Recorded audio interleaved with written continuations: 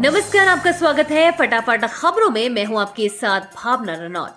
आज हम लेकर आए हैं उत्तराखंड के हर छोटे बड़े शहर की सबसे तेज और ताजा खबरें।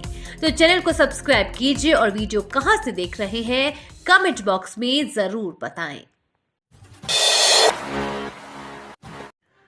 लोहाघाट और काशीपुर में गरजे राजनाथ सिंह, जनसभा से चढ़ेगा सियासी पारा, कांग्रेस की होली पोल। लोकसभा चुनाव के प्रचार को लेकर रक्षा मंत्री राजनाथ सिंह लोहाघाट पहुंचे। राजनाथ सिंह यहां चुनावी जनसभा को संबोधित करेंगे। रक्षा मंत्री राजनाथ सिंह ने कहा कि कांग्रेस के मंत्रियों को जेल की हवा खानी पड़ी, भाजपा से कोई जेल नहीं गया। बता दें कि लोहाघाट और काशीपुर से पहले रक्षा मंत्री राजनाथ सिंह ने गोचर में बीजेपी के प्रत्याशी अनिल बलूनी के पक्ष में जनसभा की। जनसभा को संबोधित करते हुए रक्षा मंत्री राजनाथ सिंह ने कहा कि मैं आप सभी को बस एक बात याद दिलाना चाहता हूं कि मैं कभी भी किसी भी पीएम की आलोचना नहीं करता, चाहे वो कांग्रेस का हो या किसी अन्य पार्टी का। प्रदेश में अगले कुछ दिन खराब रहेगा मौसम। प्रदेश के 5 जिलों के कुछ इलाकों में भी मौसम खराब रहने के आसार हैं। मौसम विज्ञान केंद्र की ओर से उत्तरकाशी, रुद्रप्रयाग, चमोली, बागेश्वर और पिथौरागढ़ जिले के कुछ इलाकों में तेज गर्जन के साथ बिजली चमकने का येलो अलर्ट जारी किया गया है। पर्वतीय इलाकों में बदल रहे मौसम का मैदानी इलाकों में कोई खास असर नहीं दिख रहा है। मैदानी इलाकों में अधिकतम तापमान सामान्य से अधिक होने की वजह से गर्मी सताने लगी है। उधर आने वाले दिनों के मौसम पर नजर डालें तो 15 अप्रैल तक प्रदेश भर में मौसम बदलने के आसार हैं। उत्तराखंड में पीएम मोदी की दूसरी जनसभा, मुद्दों को दी धार, कांग्रेस पर किए खूब सियासी वार। उत्तराखंड में दूसरी चुनावी जनसभा में प्रधानमंत्री नरेंद्र मोदी ने 10 साल के कार्यकाल में बड़े मुद्दों पर लिए फैसलों को धार दी। वहीं कांग्रेस पर सियासी वार करने से नहीं चूके। किसी नेता का नाम लिए बिना विरोधियों को जमकर कोसा, कहा कमजोर व अस्थिर सरकारों के समय आतंकवाद ने पैर पसारे, कांग्रेस के समय जो लूट होती थी उससे मोदी ने बंद किया, जिससे विरोधियों का गुस्सा मोदी पर निकल रहा है। उत्तराखंड में समर स्पेशल ट्रेन चलाने की अधिसूचना जारी। इन 4 शहरों के लिए चलेंगी विशेष ट्रेनें। रेलवे विभाग ने टनकपुर से राजस्थान के दौराई अजमेर के लिए 22 अप्रैल से 1 जून तक समर स्पेशल ट्रेन चलाने की अधिसूचना जारी की है। ये स्पेशल ट्रेन टनकपुर से 22 अप्रैल से सप्ताह में 3 दिन सोमवार, बुधवार, शुक्रवार को शाम 6:55 पर चलेगी।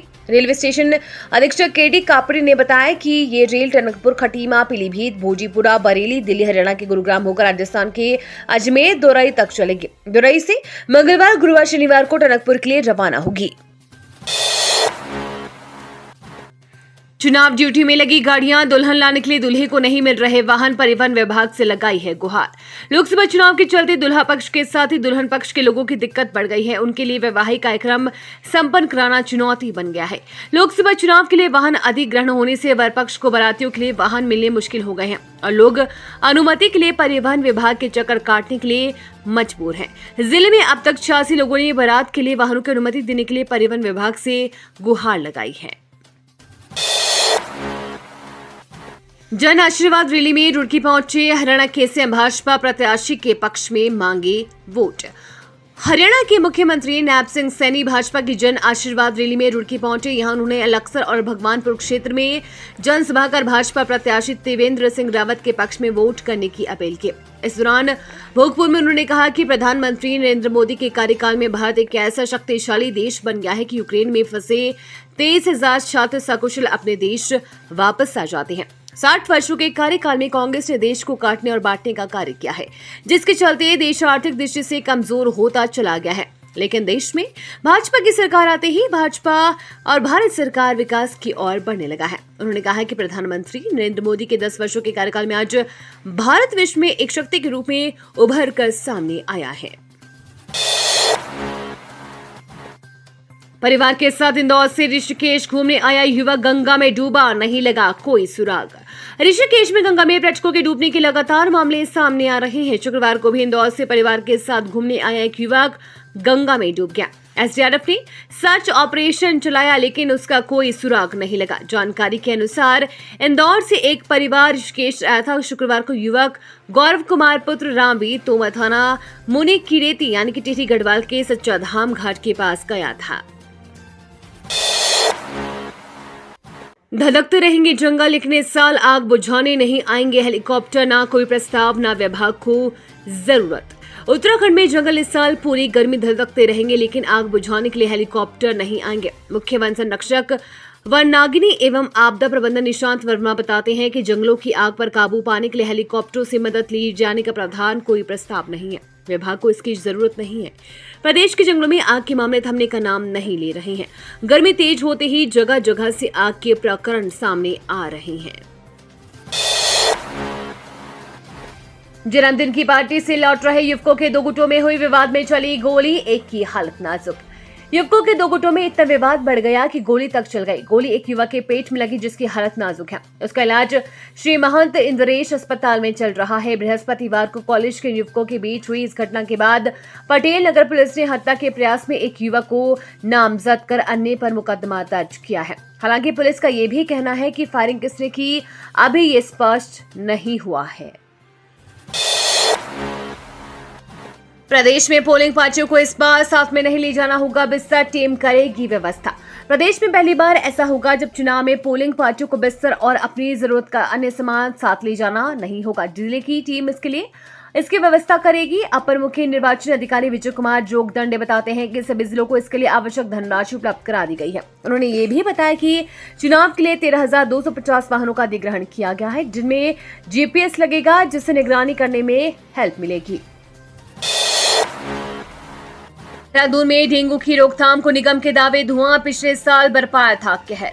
गर्मी बढ़ने के साथ दून में मच्छर भी सक्रिय हो गए हैं। वर्षाकाल में शहर लगभग हर बार ही डेंगू का प्रकोप झेलता है। इसमें नगर निगम की ओर से इस बार समय पर फॉगिंग व लार्विसाइड के छिड़काव के दावे किए जा रहे हैं, लेकिन अभी तक शहर की कॉलोनी में निगम की कार्रवाई नजर नहीं आ रही है। बीते वर्ष शहर में डेंगू ने व्यवस्थाओं की पोल खोल दी थी। ऐसे में इस बार भी सिस्टम की लापरवाही भारी पड़ सकती है।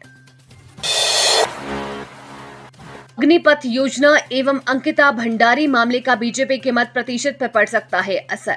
उत्तराखंड के गढ़वाल क्षेत्र के लोगों का मानना है कि देवभूमि के सबसे चर्चित अंकिता भंडारी हत्याकांड और सेना में अल्पकालिक भर्ती की अग्निपथ योजना का इस लोकसभा चुनाव में भारतीय जनता पार्टी के मत प्रतिशत पर असर पड़ेगा, क्योंकि पिछले कुछ सालों से युवा वर्ग में पार्टी के खिलाफ नाराजगी है। चमोली जिले के निवासी अंकित नेगी ने कहा कि सेना में भर्ती होना यहाँ के हर युवा की प्राथमिकता होती है, खासकर पहाड़ी या ग्रामीण इलाकों के युवाओं की। उन्होंने कहा प्रत्येक युवा के लिए 8 साल से लेकर 17 से 25 महत्वपूर्ण होते हैं, जो ये तय करते हैं कि उन्हें जीवन में कहां जाना है। ये कदम व्यक्ति और उसके परिवार का भविष्य भी तय करता है। लेकिन अग्निपथ योजना के शुरू होने के बाद युवा वर्ग में काफी गुस्सा है।